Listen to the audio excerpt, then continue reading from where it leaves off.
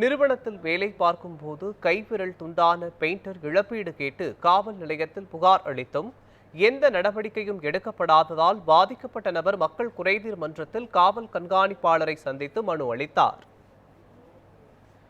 காரைக்கால் வரிச்சிக்குடியில் உள்ள பிரபல கார் ஷோரூமில் பெயிண்டராக பணியாற்றி வந்த தினேஷ் நிறுவனத்தின் வற்புறுத்தலால் மெக்கானிக் வேலையில் ஈடுபட்டுள்ளார். அப்போது இயந்திரத்தில் ஏற்பட்ட பழுதை சரி செய்யும் போது வலது கை விரல் சிக்கி துண்டிக்கப்பட்டு மருத்துவமனையில் சிகிச்சை பெற்று வந்துள்ளார். இந்நிலையில் சிகிச்சைக்கு பின் நிறுவனத்தினால் எந்த இழப்பீடும் வழங்கப்படவில்லை என காவல் நிலையத்தில் புகார் அளித்துள்ளார்.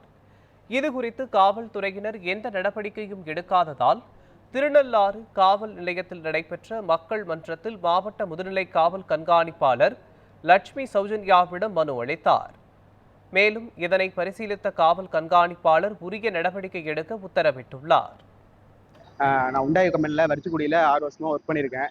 என்னோட பணி வந்து அசிஸ்டன்ட் பெயிண்டர் தான். பெயிண்டர் நாங்க பார்க்குறது. என்னோட பணி இல்லாமல் வேறு பணியை கொடுத்து என்னை வேலை செய்யும் போது எனக்கு கை ஒரு விரல் இழந்துட்டேன். இது வரைக்கும் நடவடிக்கை எடுக்கிறேன்னு சொல்லிட்டு 8 மாதம் ஆகுது. எந்த நடவடிக்கையுமே எடுக்கவே இல்லை. இன்னைக்கு எஸ்எஸ்பி மேடம் பார்த்துருக்கேன், நடவடிக்கை எடுக்கிறேன்னு சொல்லியிருக்காங்க.